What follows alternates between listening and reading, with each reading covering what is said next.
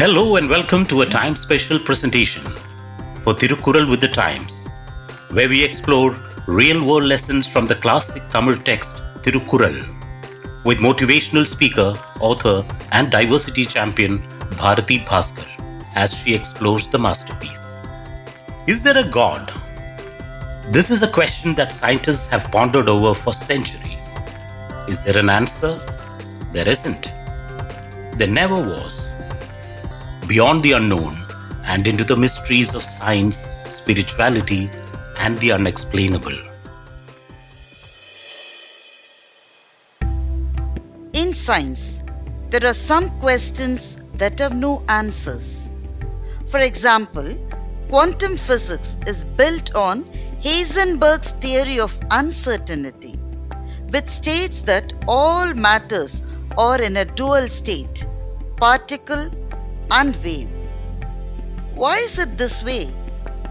And scientists have no answers. Hence, some scientists, not all, came to the conclusion that there is probably a God. Einstein was one such. Once, a Jewish rabbi sent a telegram to Albert Einstein asking him to confirm if he believed in God. Einstein telegrammed back, "I'm not an atheist. I'm not a pantheist either. I believe in Spinoza's God, who reveals himself in the orderly harmony of what exists, not in a God who concerns himself with the fates and actions of human beings."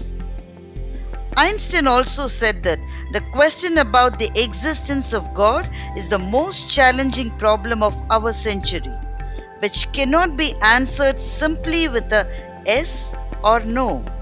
He conceded that the dilemma is too vast for our limited minds. As I was going through Einstein's definitions, it started raining. I usually celebrate the rain with a filter coffee and a song by Ilayaraja. Today's choice was Tendral Vandu Teendumbodu Enna Varnamo, a masterpiece by the doyen of music. As I wade through the sprays of violin that adorn the composition, I am intrigued by how the great maestro Ilayaraja set this tune. Did he think of a rag and then infused a formula for fusion, say mixing 20% Western and 30% folk? If you ask the musical genius, he would simply say that it came as a flash, and he will not be able to explain how the mix was created in his brain. Similarly, what allowed the mathematician Ramanujam to discover flawless theorems without going through a step-by-step formal proof? No biologist is able to explain this phenomenon that happens in the human brain. They are also not able to explain how and why the human brain's shriek of genius is much more propounded in the last 500 years of human history as compared to the past thousands of years. Alfred Russel Wallace, a famous biologist, answered as follows: God did it. Some higher intelligence must have directed this process. Thus, human grace is an earthly expression of divine grace. I think about these great scientists who must have pondered the infinite and accepted the limitations of the scientific prowess to explain the unexplainable. Their humility is astounding and worthy of emulation.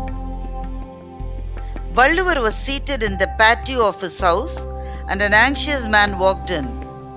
"Sir, you seem to be having all the answers. Please explain to me, why do good people suffer? And how are the wicked leading prosperous lives? What is the reason for this dichotomy? Shouldn't it be the other way around?" he queried. Thiruvalluvar was silent for a minute. The man was almost prepared for the usual answer. He thought Thiruvalluvar would say something like, "That is how God has designed things. This is the fate as woven by God. People carry things from their past births." The man was waiting for one of the usual mundane replies. But Valluvar said, I don't know the answer. I have been asking myself, why do good people suffer and evil people thrive?